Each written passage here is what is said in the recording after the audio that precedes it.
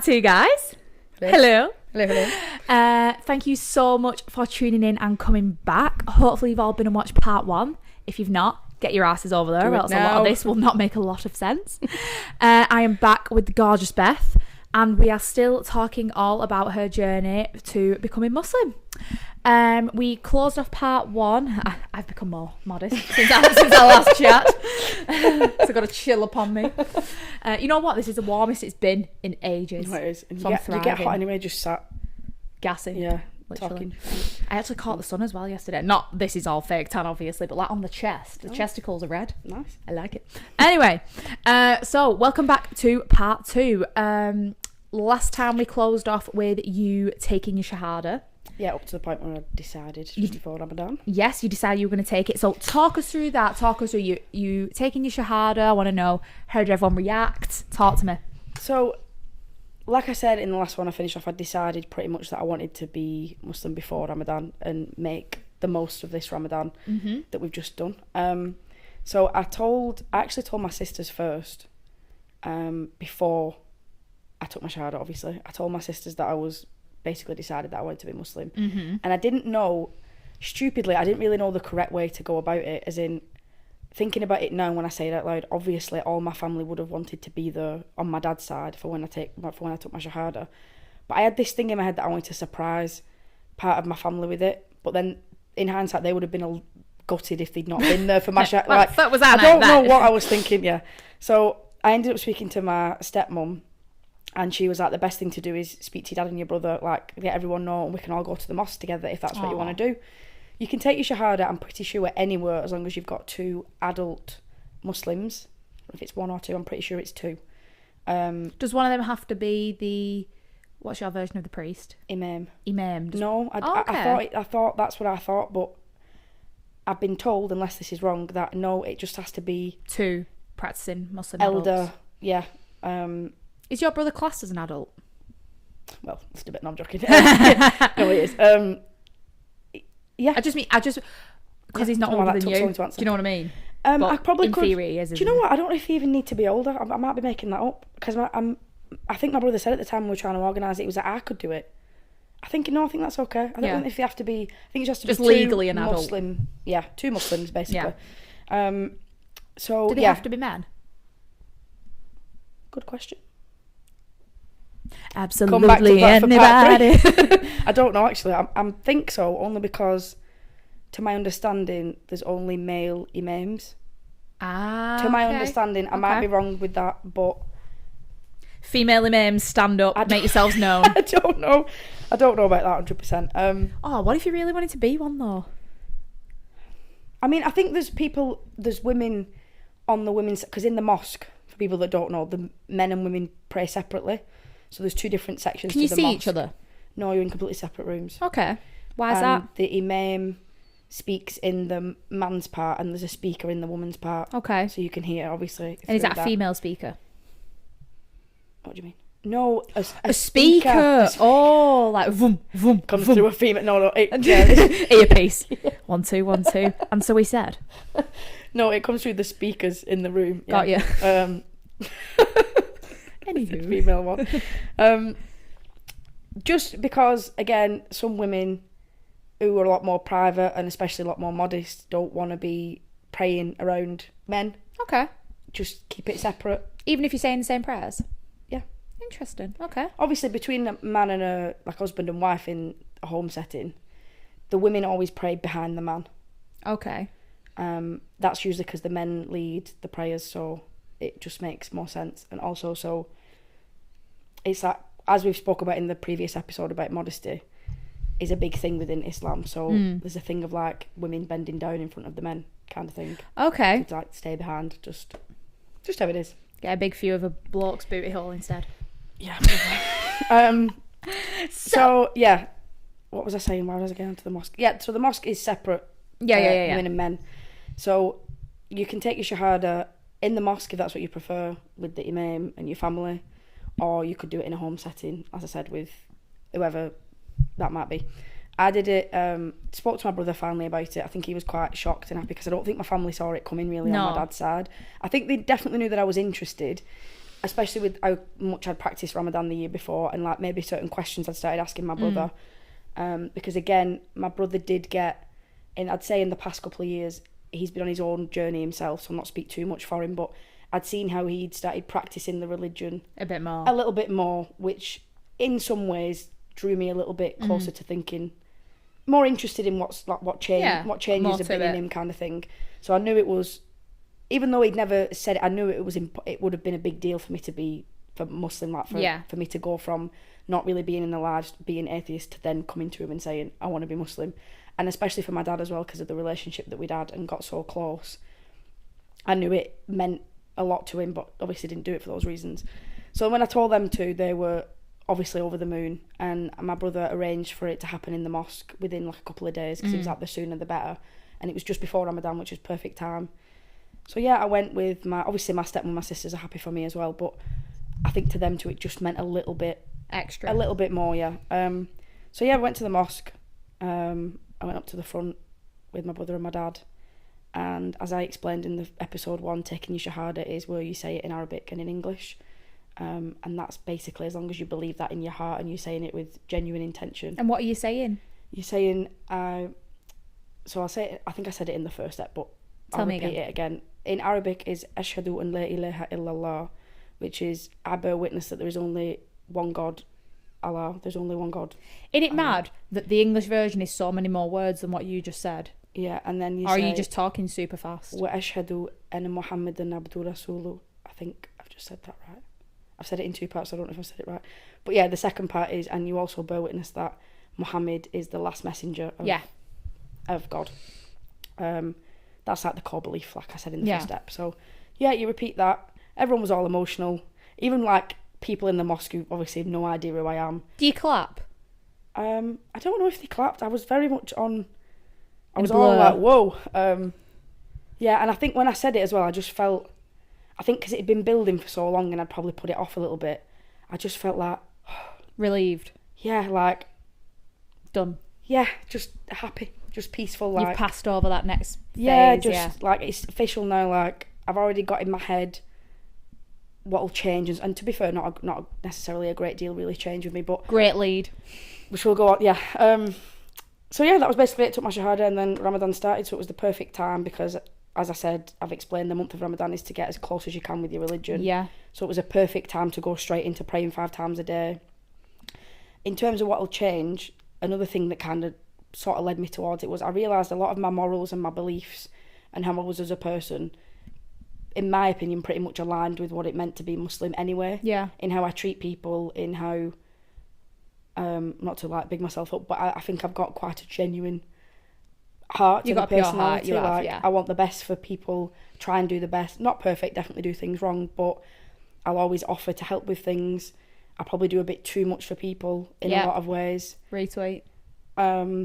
But yeah, in how I respect and treat my grandparents and the elderly and things like that, that's a big part. You've always been that person for people, and you've always put them first. You've been a very reliable like pillar for them, not pardon the pun. Yeah, but no, in a lot of ways. You've been someone that everyone else can lean on in your family and in your friends' life. I think the part that I was just missing was probably the gratitude and realising that everyone says everything happens for a reason.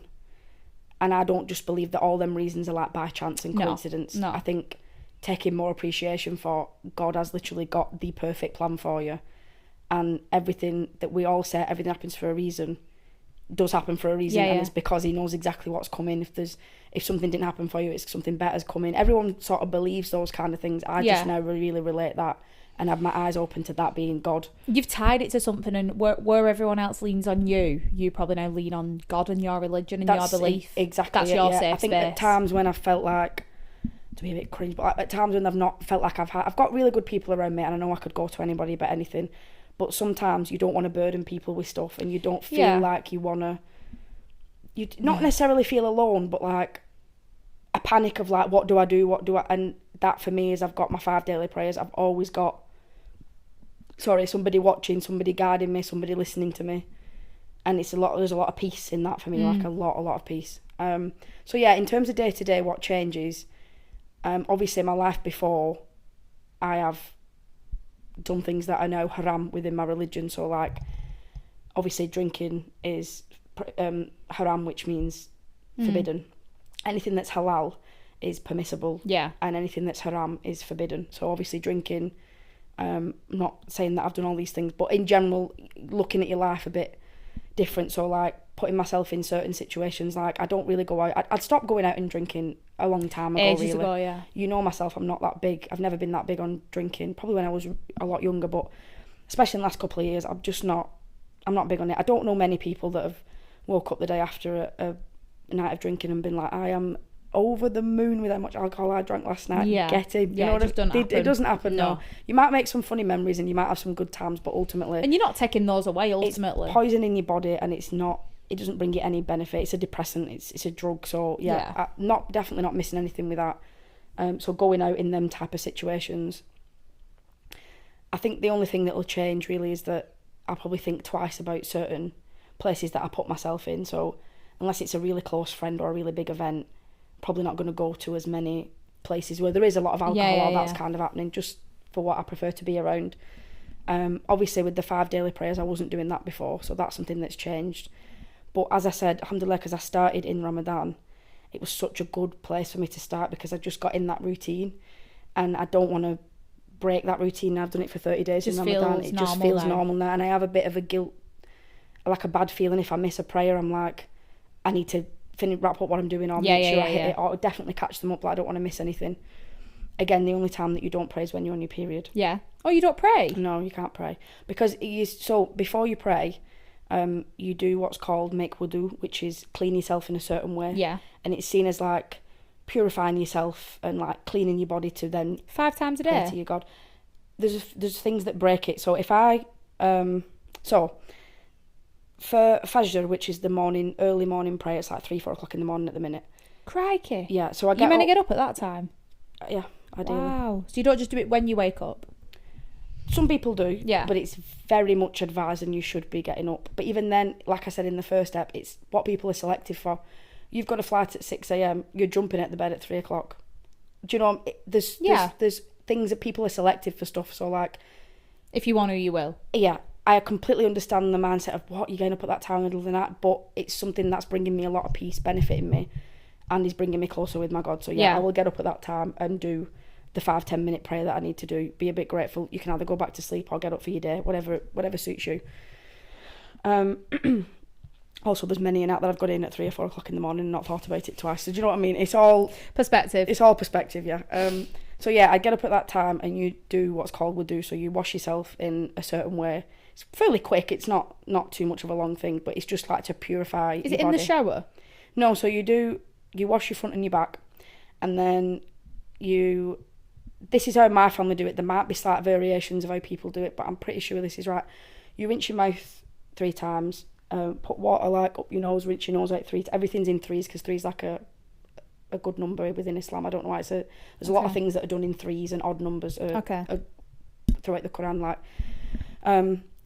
you rinse your nose, rinse your face 3 times, then put water here, do your ears, and then you always start with your right first. So you rinse your right arm from your elbow to your hand 3 times, and then your left, and then you do your feet, your right foot, and then your left foot. And it's just like a quick... But not your knees or your legs or... No, I don't do that. Okay. And I don't think that's what's supposed to be done. Okay. I'm pretty sure that's what the Prophet Muhammad, peace be upon him, did. And you're supposed to sort of follow... His life is pretty much a guideline for what you should be doing, how you should do things. And I'm pretty sure that that's where it comes from, if that's what he did before he prayed. So you do that, but there's certain things that break it. So if I then got up, make wudu, do my morning prayer, and I go back to sleep, a deep sleep, if you go to the toilet for either or if you... Why is talking about the toilet so funny? I don't know. I feel like I shouldn't on the podcast. I don't know why. Or if you do a little pump. Poo. Yeah. Those things break your wudu, so you have to do it again. So if I go back to sleep after Fajr, so when I wake up, I have to make wudu again for my afternoon prayer. But then if between my afternoon prayer and the next prayer, I've not done any of those things I've just listed, I don't have to go and clean myself all again. It's classed as I've still got wudu because I've not done one of them things. Okay. If that makes sense. So even if you go for a piss? Wow. You do it again. Full shebang? Yeah. Well, everything I just explained, yeah.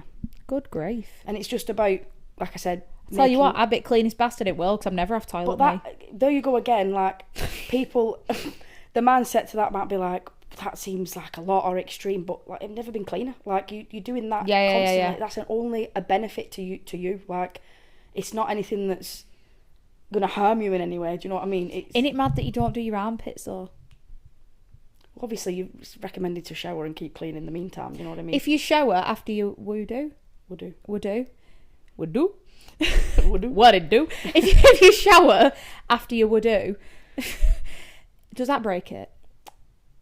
I think either while you're showering or after you shower, you would still have to do the ordering what I've just said. Oh, okay. I'm pretty sure, unless again I'm wrong with that, but I'm pretty sure. Okay, interesting. So but like I said, if you've watched the first step, I did that in Ramadan last year because I was learning how to pray. So even though I wasn't Muslim, I wanted to kind of follow it in the right way. So Yeah.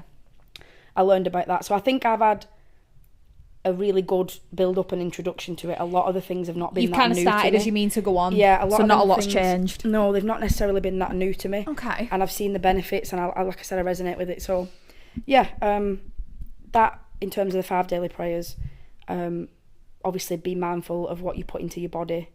Going forward, as I said, you're supposed to sort of follow the life of the Prophet Muhammad, peace be upon him, as much as you can. So he used to fast every Monday and Thursday. Okay. So as of I've had some days to make up that I missed in Ramadan. So when that's finished, I will then going forward be fasting every Monday and Thursday. So fasting twice a day. Okay. Also, just a little teach you on something, but whatever the Prophet Muhammad did and that we're recommended to do, so anything I say that's recommended within Islam, it's called sunnah, sunnah, and sunnah basically means recommended. So for example, as I said, being a good person, but something as little as smiling at a stranger is classed as sunnah. It's like recommended. It like brings you good deeds kind of thing. Okay. It's a good thing. There's loads of little things like that. I'm going to them pearly gates then, me. You know what I mean? When I found out about the smiling, I was like, sick, I'm in, because the way I smile at every single person, I was like, I might have had a resting bitch face the odd time, but I try to do my best. There's a massive list. That's just one little example. There's loads of things that are sunnah, but fasting on a Monday and Thursday are sunnah recommended. Okay, so. Interesting. And is that, do you fast like you would in Ramadan where you'd eat, or do you just not eat? It's exactly the same as Ramadan. When I say fasting, it's exactly what you practice in Ramadan, so from sunset to sunrise. Okay then. So there are your changes. What about your family and friends' reactions? So obviously your dad's side of the family were over the moon. What about your friends? Obviously I know what my reaction was. What about your mum's side of the family, your nan and granddad? So in terms of my friends, I have to just say again, alhamdulillah, and be very, very grateful. Alhamdulillah is thanks to God, by the way. Yes. That's what that means, in case I know that now. What I'm saying. You know it now, but some people might not. People say alhamdulillah, alhamdulillah, it's the same thing, thanks to God. I've been blessed with, this is one thing that I had like an epiphany about literally when I decided I wanted to revert. I've genuinely been blessed with the best set of friends and people amongst the people that have, you know, whatever come and gone, but the true people that are around me, like yourself and other people in my life, they are just amazing and so understanding and very much like you. I think that's one of the reasons we got on so well as well.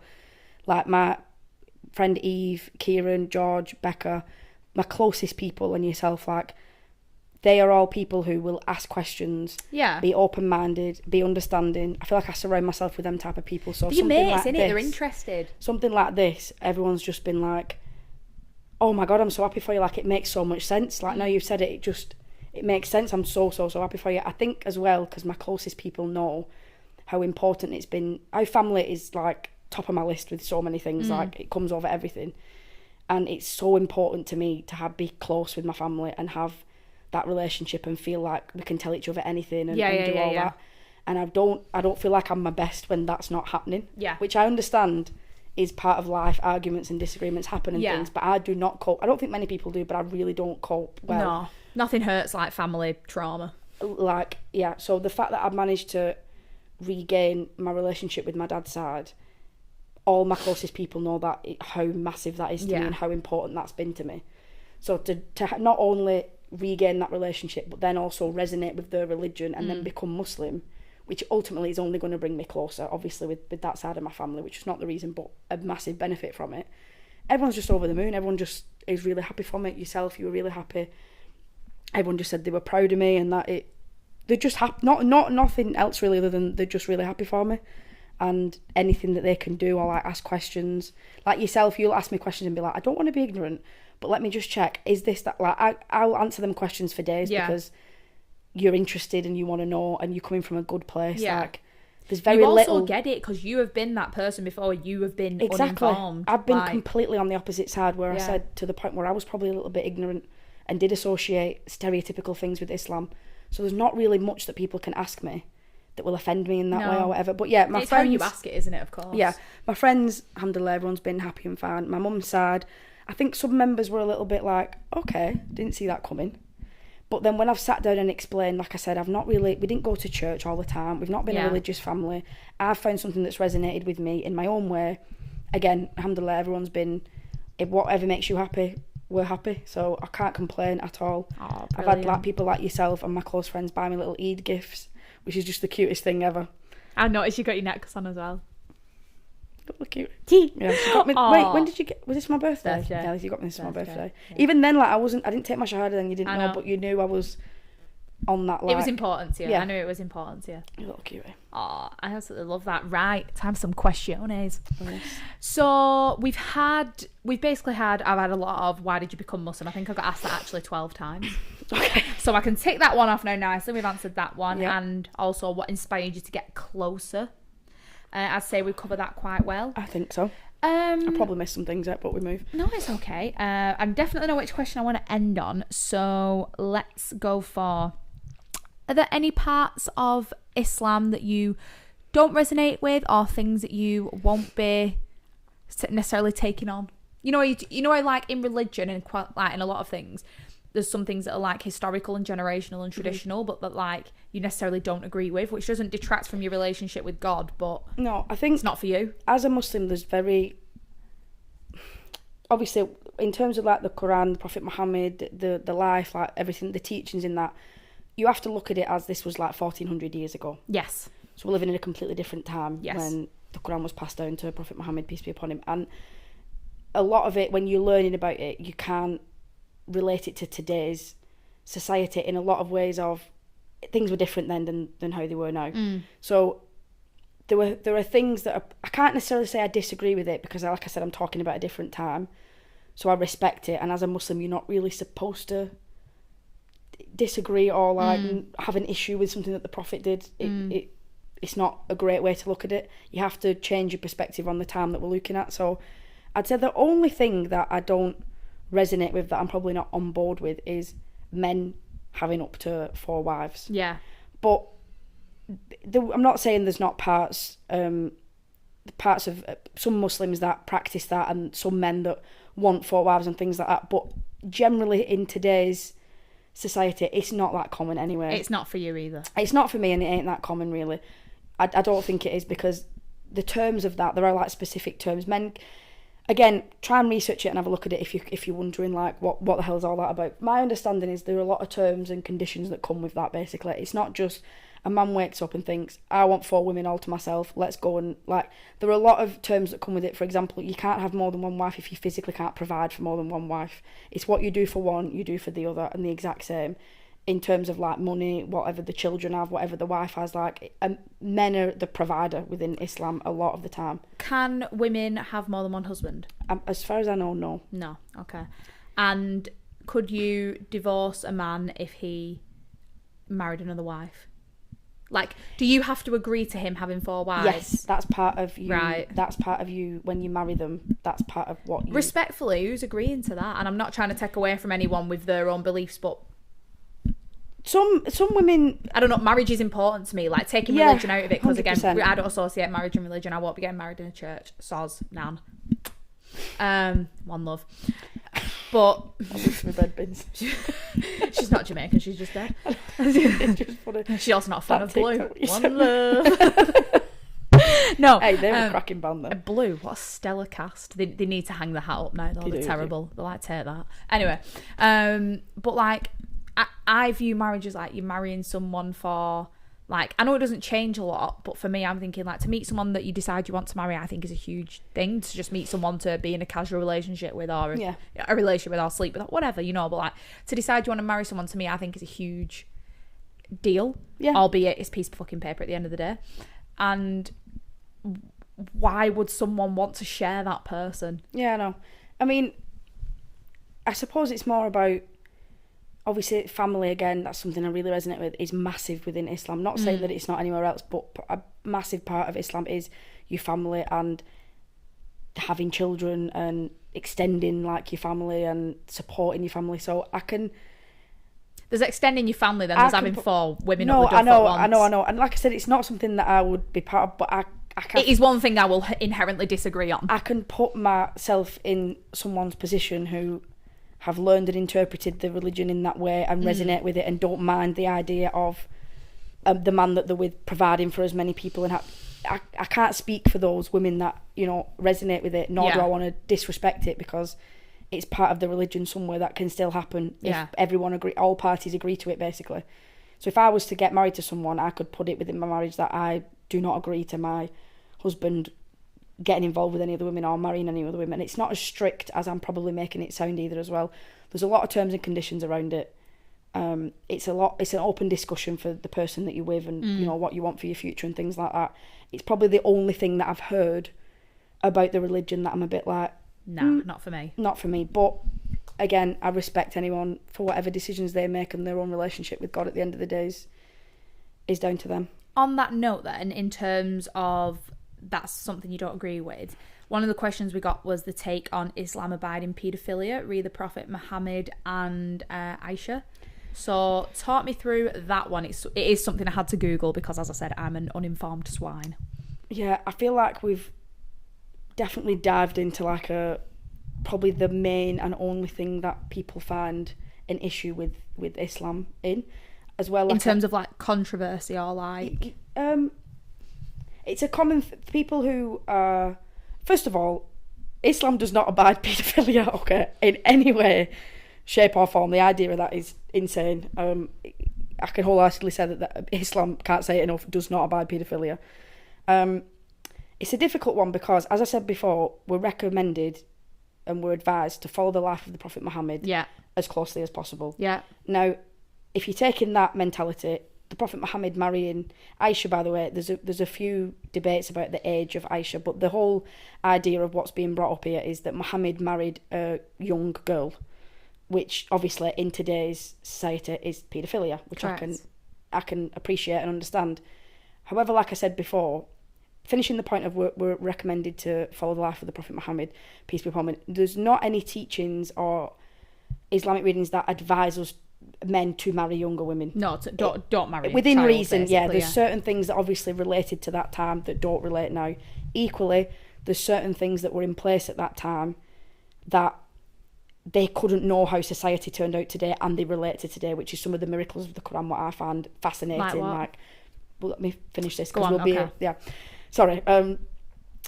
So in terms of that, it's obviously within reason. There's no imam, there's no one teaching men to marry younger women. At the time, again, not excusing it, but we have to put into perspective what period of time we're speaking about here. At the time, it was extremely more common for men to marry younger women. For whatever reason at that time, I wouldn't say that I know enough Islamically and about the Prophet Muhammad, peace be upon him, to explain or to justify why that was more apparent at the time. I can certainly use the example that in the 18th century, in the UK, the age of consent was 10. That's definitely not something we're all on board with, and that was after this period of time. So we could look at any period of time with any religion, anything, pull stuff out and say that was paedophilic or that was basically. That question is very much one topic that you'd need to look at the whole life of the Prophet Muhammad to say. You can't just say that Islam abides paedophilia because of that. You have to look at it in the whole. You have to be a lot more open-minded. A lot more open-minded and look at it in the grand scheme of things.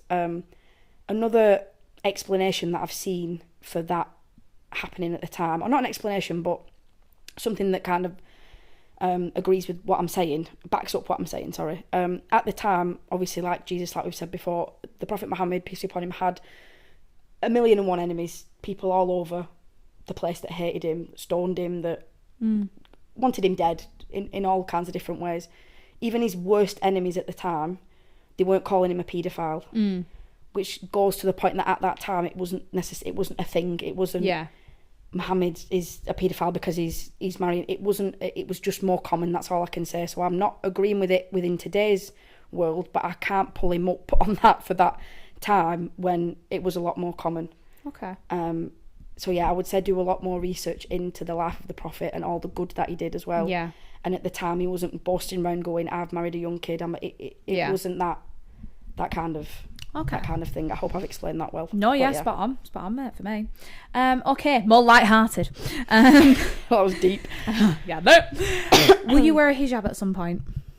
I don't think I'll ever say yes or no, because I didn't tell anybody about wanting to be Muslim until the last moment, because I don't want to put something out there and then have a change of heart and then it's pressure and whatever. I think I'll definitely practice it, and I have been. I wore hijab on Eid after Ramadan, so we didn't actually mention that before, but after Ramadan finishes, you've got a 2 or 3 days of celebration, which is Eid, which is obviously celebrating your efforts in fasting and what you've done, and you go out for meals with your family and give presents and things like that. Also donate to charity as well. So when we went out for Eid, we were going out in Manchester, and I wore hijab for that, and I really liked it. Yeah. I was surprised at how much I actually liked it. But that was the first time I'd probably gone out. Did you not wear hijab when you took your shahada? Yeah, but that was more expected because you're in the mosque. So whenever women go to the mosque, you wear hijab and you have to be covered. You also wear hijab when you pray, because you have to be, as I said before, right at the start of the first episode, it's how God kind of intended women to be. Got you. Okay. So when you're praying to him, you need to be, you make your wudu, you purify yourself, and you cover yourself in how he would have wanted you to sort of be. So yeah, I wore it for my shahada, but as I said, that's more expected in the mosque. Actually going out with it in my outfit, I like styling it. I was sending you about 50 Snapchats, wasn't I, on the morning? I really, really enjoyed wearing it. So I think that's something I'll practice here and there. Can you wear it as and when you please? It's not like you have to wear it all the time, or you don't have to wear it all the time. I think you're allowed to practice. So my obviously intention with practicing it is eventually that I'd be wearing it full time. So okay. How would you dance in it? I'd have to get a sports hijab, which would be more like a tight fitted. What your brother sells. Nice lead into the thing. Yeah, well, she's a sales girl at heart.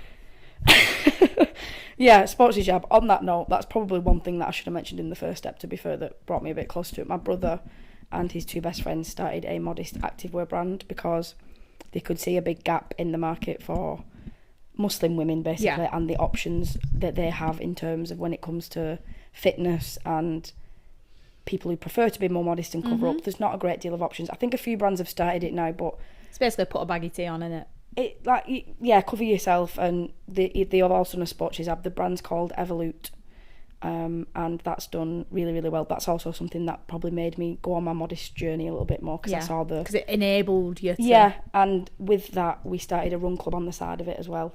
The run club where I did my 5/6K, guys. You got Yet lost. to know. Yes, I got lost. It was not cute. Not big, not clever. But no, yeah, that run club is predominantly Muslim women. Yes. It's not just for Muslim women, but it's kind of mainly for them, just for a safe, nice environment, space to all train together. We obviously do 3 to 5K run around Salford Quays. And I've met some bloody amazing women through that. It was very wholesome. Also, as well, through them, I learned a lot about hijab and modesty and the way marriage works and just general things around that. You're around more Muslim women, so you're getting more different takes, and opinions, and experiences, and people who've been practicing it for different lengths of time. So yeah, and it's weird how it happens. At certain points, I'll have been thinking or questioning something, and I'll have met up with one of them at the run club, and they just happen to have told me a story or said something that's and you're like, well, I'll be damned. That's a sign. I see you. You hear?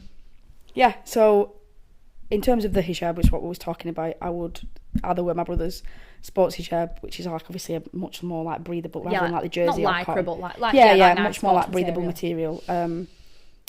Yeah, I mean that's something that I'd have to try and learn and navigate around, but it's something that I'd say I'm practicing. I think your question was, can you take it on and off and practice with it? I do know people that have done that, where they've been a revert or whatever, even just Muslims in general, they've worn hijab for 6 months, decided to take it off, and then gone back to it. It's again, it's your journey. Your journey, yeah. As long as your intention with it is right, in the right place, you'll never really be judged or have anything bad against you for that.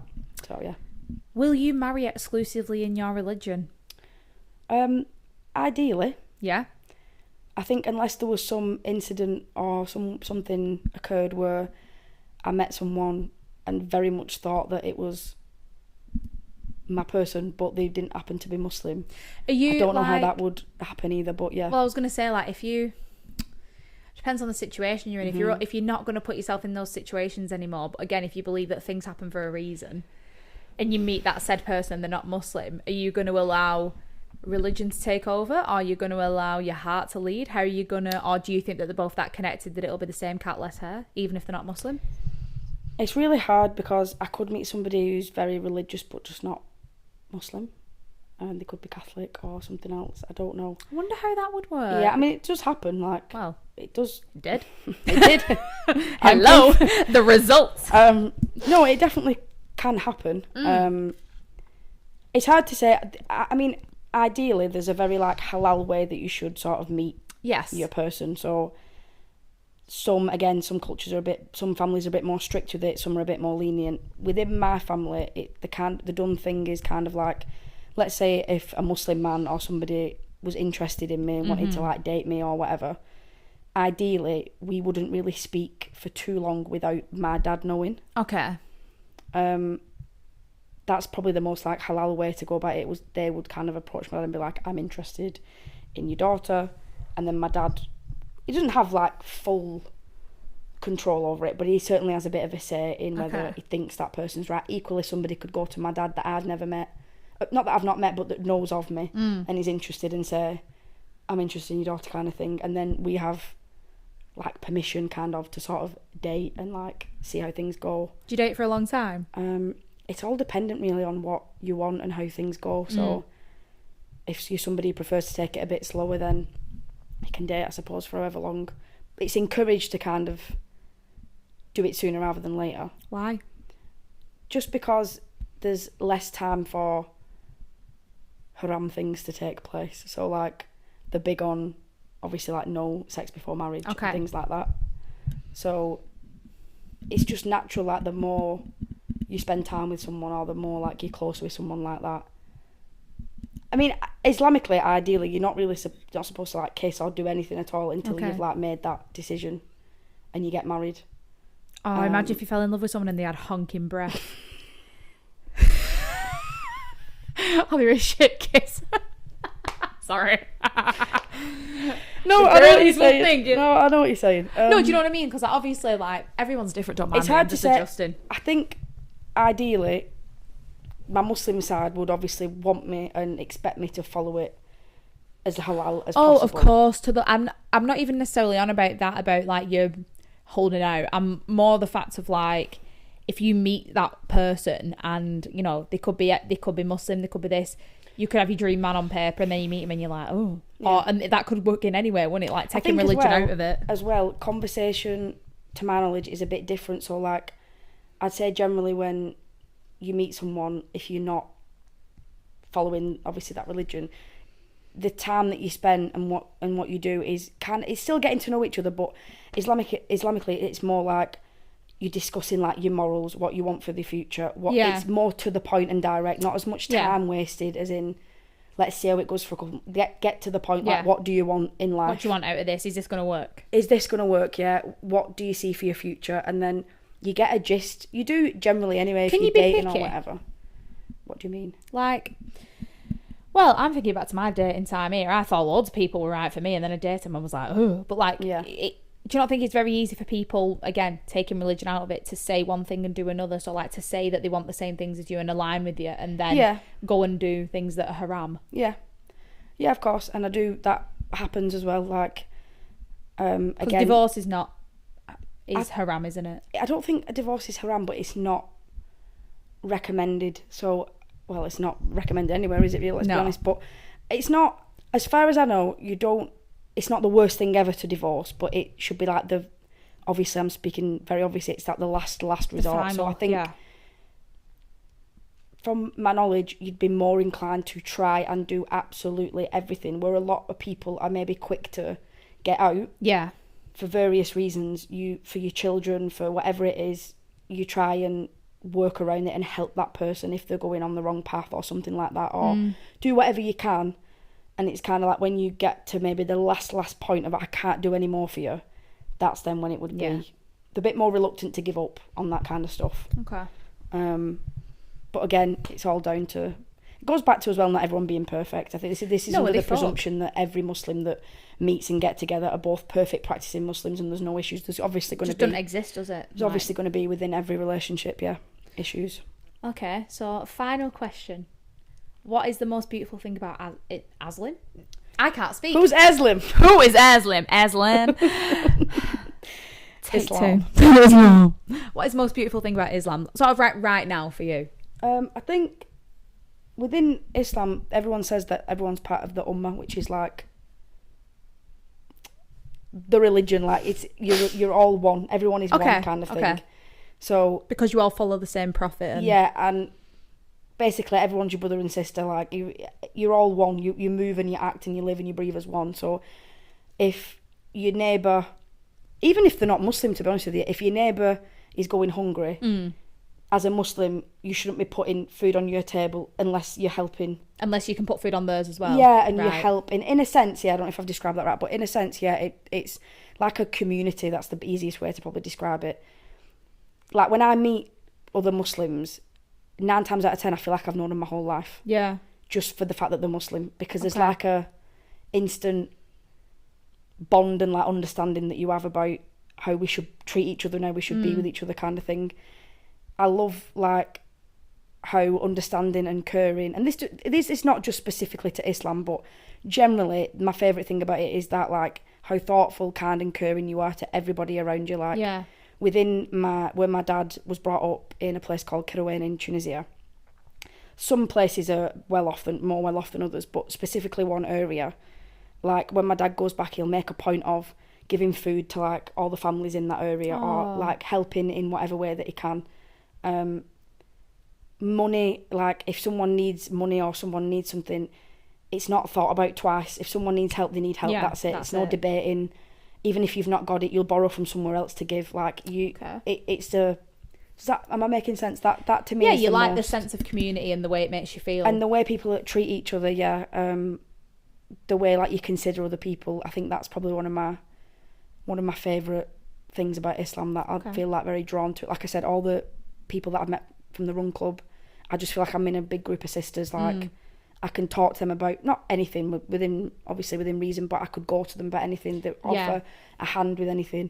Most Muslims that you meet are very eager to like help me, especially as a revert, as like a new Muslim, very eager to help me with anything. They would offer, they'd give me anything, like I said, that they don't have, they'd offer it, or they'd find a way to help me with it. That I find that more within Islam and Muslims than I do generally our society and what we've gone like over here, for example. Obviously I know you've just moved in, it's a bit different, but 9 times out of 10 people are so ignorant over here. They don't know the neighbour, they don't know the name of the neighbour, they've no time for the neighbour. Hey, I love Martin next door. Yeah, you're obviously, there's exceptions. I'll put my washing line up. There's exceptions, but I think more so in this country people are just very ignorant to stuff like that, where like I said, if we was to, in Tunisia, if we was to have like a big meal or something, all the neighbours are eating at the same time. Do you know what I mean? It's just a lot of, like we did... couldn't imagine inviting across the road over for a meal. They don't like me. Do you see what I mean? Do they know anything about you? Have they took No, time they just didn't like that I parked my car in a certain place. This is what I mean. Do you know what I mean? That it's perfect example. Karen. That exactly what I mean. Even just quickly want to touch on like what's happening in Palestine at the minute and what's going on in Gaza. In case you don't know, Israel have been bombing the shit out of Palestine. I mean, for a good few years, but more recently since October. And a lot of people with that, we have an ignorance in this country of like, not on my land. I'm not asked. Who cares about it? Kind of thing. That's just in this country. Not just in this country, but I'm talking from my experience that I've seen it a lot in this country of just an ignorance to. Don't really know about Muslims. Don't really know about Islam. Like I said, the media's always pushed Islam, Muslims, terrorism narrative. That's a lot of people think that. Even if you don't think that you think that, you will subconsciously think that somewhere if you watch the bloody news all the time. So a lot of people don't view Muslims or people in those countries as like equal humans to them because it's a religion they can't relate to or they don't understand. Can't get on board with it. They see a woman with hijab and they don't they don't get it. So it's like a fear of wanting to know and fear of like asking or whatever it is. It's an ignorance that I just see it. It's probably a lot. A fear of learning that it's not that bad as well. Yeah, and it's like, what am I going to direct my ignorance to? More of an issue with what you'll take the time out to learn than what they're actually practicing and what they're actually doing. So things like that within Palestine and Gaza, like every Muslim, I'd say 9 out of 10 Muslims that I know have been donating, have been speaking about it, have been sharing it. Not just Muslims, like even yourself, I've seen you share quite a few posts and different things because you're not that ignorant about it. A lot of people think, well, what's me sharing a post going to do, or what's me donating? I wrote to my MP. Don't know what it did. Clap for him, it probably didn't do anything. But like everyone has that mindset of it's not going to do anything. So you've got to want to do something, haven't you? Yeah. So then not enough people do it. It takes like, I don't know. Like as Muslims, a lot of Muslims are struggling with the fact that we have the privilege to be in this country now with all the freedom that we do. Yeah. When part of the ummah, part of the community is just dying. It's suffering so badly. Really, really suffering. And it obviously takes a lot more than the general public to step up, which we know, but I just think you should do ultimately whatever you can do. And a lot of people have the mindset of like, I've got enough going on in my life, or I'm busy enough as it is, like to be merging with that. I can guarantee you'll have wasted your time at some point within your week or with your day within something else when you could have been educating yourself just a little bit, or taking a bit of time out, or asking somebody that you've seen post about it. Ask the questions, like find out about it. Within Islam, I feel like when something happens like that, everyone jumps to it and they want to help each other and do what they can. Which, like I said, I just see a big ignorance in this country with when it comes to things like that. People are not interested. If it's not happening to you directly or in this country, then you're not interested. But I can guarantee if what was happening in Gaza is happening here, in Palestine, all over, like if what was happening here, we would crumble. We would not. It just won't be happening anymore, but like people would have revolted, like the other things would have happened. We wouldn't have even been able to cope with what they're going through. And even then, another thing, just lastly, that kept me really close with that religion and like guided to a little bit, is to see how what they're going through, and they can still sit at the end of the day and say, thanks God for my situation, is... Yeah, because I think we talked about this last time. We've not really touched on it here, but the thing of like not believing in God is like, if God exists, why do bad things happen? And and that's a common thing that I thought as well. Like, I definitely thought that, and I know yourself, you had your own experience with that, of course. Of course, and I can relate 100% as to why people think that way. But so the fact that people are still seeking solace in their religion when all this is going on is a powerful, powerful thing to me. Yeah. Like, again, people will relate that to being a bit brainwashed or not really understanding, but you're probably not that much of a grateful person if that's what you think in general, because it takes a lot of strength to still thank God and still have faith that God's got you on the right path when something so tragic as what's going on there in Palestine right now, which is what I'm more relating to. And as well, I've not touched on this in this episode, but I did want to say about a little bit on like life after, like the afterlife and what Muslims believe in, because it is a big part of why you pray and you do what you do and you do good deeds and you donate and you're a good person. Is a lot of it is to do with whether you'll get granted into Jannah, which is heaven, or not. And it's a lot of Muslims you'll find don't fear death a lot, because they very much believe that they're going to a better place. I mean, I'd say anywhere's better than here right now, but exactly. And I'm trying to obviously be sensitive to the situation. I'm not. You understand where I'm coming from, because I understand what you've been through as well yourself. But it's a big thing of like kind of what you do in this life is important in how you treat people and the person that you are, of course. But ultimately, you should always be striving to be the best person so you can be granted into heaven. And they say like there's no stress and there's no unhappiness and there's no badness in heaven. It's just peace, and you've been returned good vibes. Yeah, literally all about the good vibes, and you've just been returned to like your creator. Like it's the big thing. So a lot of Muslims don't necessarily fear death, because like I said, you kind of going to a better place, you're going to where you should be, kind of thing, in a way. So I find a little bit of peace in that as well, of knowing like whatever happens for reason. Having said that, I've yet to experience death in that way, so it's easy for me to say and think and believe that, but my faith might shake a little bit, or I might not be as 100% if something like that was to happen, which I can appreciate, which is why I said I fully understand where people come from when they say, if bad things happen, how can God exist? Because you're going to question that when something tragic happens to you. Of course you are. You don't want to sit there and think, oh, thank you for the test. I completely... Cheers, Jeff. Kids are crying. Literally, I completely understand where that comes from as well. Yeah. So, yeah. Interesting. Not really sure where we got onto that. No, you told me what you thought the most beautiful thing was in Islam. Quite a few things, clearly. Yeah, clearly. No, I think that's a great way to round it up, mate. And thank you for taking the time to explain your experiences, answer people's questions, and just shed a bit more light on it. I've learned from it, if nothing else. Thank you for having me on. It's I'm very, again, blessed that you are someone who would want it on the podcast like this. Like when you said you've not necessarily got a lot of topics on this kind of stuff. So thank you for having me and listening to me. All right, darling. There won't be an episode about me being Islam. Catholic anytime soon. You never know. Inshallah, you never know. But no, I really appreciate you coming on. Thank you very much. Thank you for re-recording. No, don't worry. I hope this one went a bit smoother. We have made it. She will be uploaded ASAP. No, I really appreciate it. I hope people listening have learned something. If you've got any questions, drop us a DM, drop a comment, message Beth directly. Please. Yeah. If I've said anything, just lastly, if I've said anything, like I said, that is completely incorrect when it comes to Islam, feel free to message me and let me know. If anyone's curious on anything that I've spoken about, like you said, message me. I've got links and different things that you can watch, and maybe like brief videos that you can learn a little bit more on. If there's anything I've not answered, feel free to send it over. But yeah, hope everyone's enjoyed this episode. Yeah, thank you so much, mate. Join me next week for Is Manifestation a Myth? With none other than Miss Nicole Woof. She is back for round 2. Woo. Bring it on. Go on, go. Thank you so much, guys. Please don't forget to like, comment, subscribe, share, all of the above. And yeah, tune in next week. Cheers. See you later. Bye, guys.